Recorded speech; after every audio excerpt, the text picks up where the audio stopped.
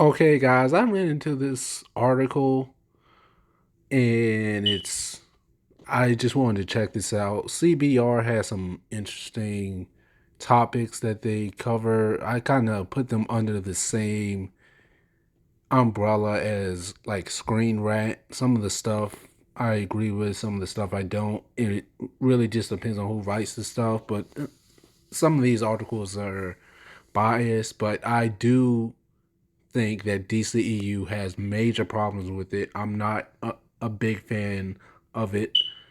However, I do think that they are getting back on the right track without Snyder involved. So I just wanted to run through this list and see everything I agree with and if I agree with any of these, and let me know what you guys think of this list and if you agree with this list or not. Starting with number 10. And it's 10 biggest problems with the DCEU according to critics. Excuse me. Starting with number 10. Some DCEU plots are dull. It says here many critics have complained that DCEU movie focuses focus on plots that aren't developed or captivating. The stories are often considered too predictable or in some cases poorly constructed. The critique has become less common as the DCEU has grown, but it still remains as an issue. Blah, blah, blah. For example, the DCEU never explains how Aquaman knows that Bruce Wayne is Batman.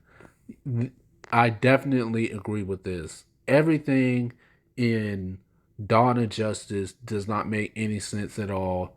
Like for example, like how was Bruce Wayne able to get all of that stuff from the Justice League on that flash drive?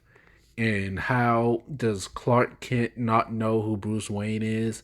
I mean, a lot of it doesn't make sense.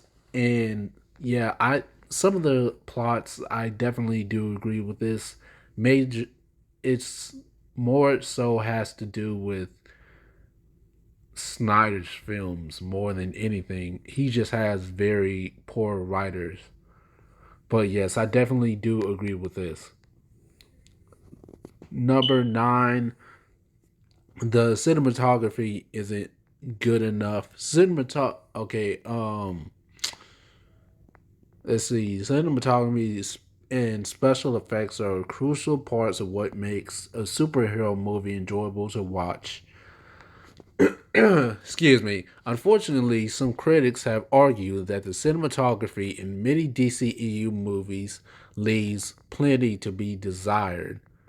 Certain films like Man of Steel, the first official release of the DCU, are too poorly lit of critiques to enjoy. Justice League also received criticism for its poor CGI. Cinematography issues distract from the audience's ability to immerse themselves into the movie's story entirely. So this is an issue that the DCEU should focus on improving for their new releases. I halfway agree with this. I don't think it's okay. The Justice League one, I definitely agree with. The Man of Steel special effects, even though I'm not too heavy on that film, I do think it was okay. I mean, it even though Zack Snyder is not a good storyteller, I do enjoy his visual effects and his cinematography. That's probably two of the only things that he's good at, in my opinion. But I mean, they could. I'm 50-50 on this one. But yeah, let's just go to the next one. Number 8. The storylines can be difficult to follow. Absolutely, I definitely agree with this, and I haven't even started reading it yet. Okay, it says here, all the great superhero movies feature multiple interwoven storylines where the hero interacts with different characters, and there's some expansion on the hero's lore. I don't even need to um Wait. However, critics argue that many DCEU movies have storylines that don't fit with the rest of the film and are challenging to follow on their own. This issue has gradually improved over time, so there is hope for future films to receive better responses from critics. I definitely agree with this. Um, okay, Dawn of Justice is definitely one of those films, and that's probably why it's so freaking bad. Um, the problem with Dawn of Justice was that they tried to shove so much into one film to prepare for a Justice League film instead of doing individual films of the heroes before doing the the team up film, which would have been Justice League, and it was poorly executed. They just tried to put all their eggs in the same basket with Dawn of Justice, and that's why it didn't work. But yes, I definitely agree with this one. Number seven, let's see. The amount of action is either too much or too little. Um, okay, action movies need a equal balance of explosive stunts and enjoyable drama. Blah blah blah blah. Okay, for instance, Birds of Prey was criticized for featuring unnecessary graphic scenes. Okay, well, let me just say I'm eh, I'm not too sure on this one. Actually, I'm kind of half and half, I guess, on this one. Uh, Wonder Woman 84 didn't really. Well, actually, Wonder Woman 84 had little action, like at all, and it that movie was extreme. It was a step down from the first one. Um, as far as the other ones that have too much usually don't have a good story with them, like or they're just poorly written, like Dawn of Justice, Justice League, those type of movies. Birds of Prey, I haven't seen that one yet, but maybe I should get around to it. But I mean, I don't know. I kind of agree, but kind of. I mean, I'm 50-50 on this one. But yeah, let's just move on to the next one. Number six. Okay, some of the directing styles are choppy. Okay, fans and critics alike are divided on how well directed the DCEU films are, especially the earlier ones. For instance, although many fans love Suicide Squad, critics generally pan the 2016 film. Critics found that the director's choices gave Suicide Squad a choppy and somewhat disconnected feeling. Um, okay, well, on this one, yes, I do agree with this one, but it's how, like, a lot of fans are very, DCEU fans are very, very obsessed, have this weird obsession with Zack Snyder. I'm not sure why. Like I said, the only thing I think he's good at is his cinematography and his visual effects. However, on I'm not too keen on any of his stuff. And the reason many of these directors' films might seem choppy is because if you have a poorly written script, there's no way you can make there is no way you could turn a poorly written script into something good.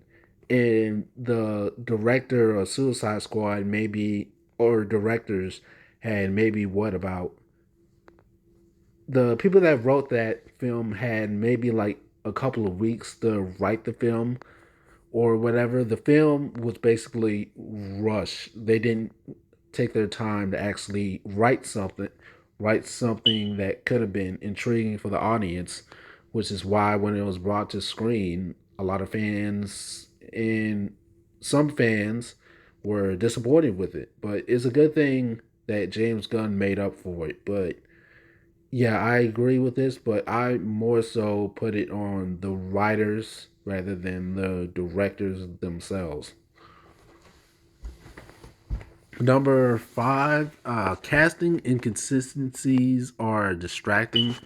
Okay, it says here that one thing the MCU has done that would benefit the DCEU is locking key actors in with extending contracts. These contracts ensure that actors will be available for role reprisals long after their original film appearance, allowing the actors to return and maintain the consistency of the cinematic universe. Critics generally want to see some consistency in film franchises, and some casting changes in the DCEU have garnered negative reviews. Some actors who have played the same characters performed equally well, but casting consistency in future films would benefit the DCEU. I definitely agree with this. When it comes to Ben Affleck, a lot of people love his take on Batman. I'm not a fan just because they made him a freaking killer. But I think that if they could, yeah, I think that if they had something planned out ahead of time, he could have still been around. I mean, Henry Cavill even said that he still wants to be Superman and that he still has his Superman suit in his closet. So, and the whole thing with Ezra Miller going on right now is just insane. So, yes, they could have done better on a lot of casting and locking these actors in for multiple roles other than Justice League and that in their solo film. So, yes, I agree with this one. Number four, the tone of the films is often too dark. Absolutely, I agree with this. Okay, I I don't even need to. Wait. Yes, I don't. Another common criticism is that the DCEU have much darker theme tones than many other superhero films. Okay, yes. I don't need to go in too heavily on this for people that already know, but for people that don't know, even though they DC is darker than Marvel, when Matt Reeves did the Batman, even actually let me take it back. The Christopher Nolan films, his films are dark, but he still had some humor in them. And not everything was all about darkness and people dying and everything like that. I mean, all of Zack Snyder's films are dark and they're um mm, a lot of people are mixed on them. I'm not a big fan of it. The one of the best DCEU films are the ones that aren't dark. Shazam, Wonder Woman, The Suicide Squad, the one with James Gunn. So, and a lot of people bash Marvel and whatever for in comparing the two, but honestly, past season, I think starting with Infinity War, they've taken their storytelling. Actually, I think maybe with Black Panther, they started taking their storytelling a lot more serious, and we've been getting a lot more serious storytelling, even with the TV series. So, compare all you want, but just because something's darker doesn't mean it's better. I mean, look at the Titan show. That show's dark as hell and it's terrible. So, yes, I definitely agree with this. And sorry about that alert too. Yeah, sorry about that. Okay, number 3, some character personalities fall flat.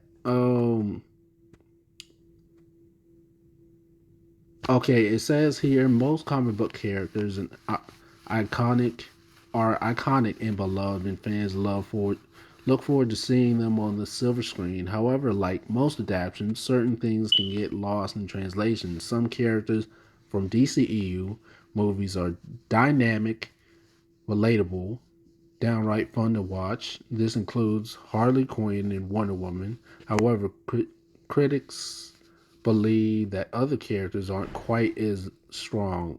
Lex Luthor, for example, is much more of a cliche, and yes, I definitely agree with this. Lex Luthor in the DCEU is very badly written. He's like a cringy version of Joker and Jim Carrey's Riddler, and it falls flat. He's just like this nerd that's trying to act cool, and a nerd rich like scientist or whatever that's like trying to act cool, and it just he drops the ball with it completely. And Batman, yeah, I have a lot of issues with Ben Affleck's Batman because I'm not too fond of him killing people. Like, why is the Joker still alive after he killed Robin? It just it just doesn't make sense to me. Okay, number 2, the pacing of some films isn't quite right. Um, okay, it says here critics often cite Dawn of Justice as one of the most prominent examples of pacing issues in the DCEU. In particular, the movie's first half was incredibly dragged out, and the nonsensical plot made it almost impossible to follow. Um, okay, yes, I agree with this. Mainly Man of Steel. Man of Steel is a prime example of this. It drags out during the first act. It doesn't pick up during maybe until like maybe until I don't know. I have to go rewatch the film again, but it does not pick up for a while because they spend half the film on Superman's origins, and it's just really annoying, and it just feels like I mean everyone already knew Krypton blew up and everything. We we already know that part of Superman, so we don't need to see it again. And I feel like the first maybe like 50 minutes of Man of Steel, like everything leading up to what his father's death or anything before that, they could have cut out, added some other stuff, and it would have been okay. It would have been a better movie, but yes, that's something else that is incredibly lacking that DCEU is lacking is the pacing. So yes, I agree with this one. So finally, getting to number 1, the films try too hard to emulate Marvel movies. Okay, it says here DCEU often falls victim to comparisons between it and the MCU, and some of that is at, inevitable. After all, both cinematic universes are based on rich, long-standing comic book series. However, many critics argue that the DCEU has sometimes gone too far to emulate the MCU style. Uh, yes, I agree with this. I think that this is, it seems like after. Justice League, they were trying to take a turn and trying to go for more lighthearted stuff. Like Wonder Woman felt more lighthearted, and it still had maybe some dark moments in there, but it felt more lighthearted and fun. Like, and I didn't really hear a lot of complaints about it or anything like that. In Aquaman, I think after the failures of certain films for being too dark, they started to realize maybe we should take a turn and go into another direction since the whole darkness thing isn't working. And they started with Wonder Woman, and now I think it's gotten better since pretty much they've um I wouldn't necessarily say copy. I mean, if you want to use that term, go right ahead. Copy the MCU's tone, and I feel like the movies have gotten a lot better. I mean, the Batman film is dark because it's Batman, of course, but even then, it still has its humor in it. But yeah, I this list was actually pretty good. I actually agree with most of this stuff.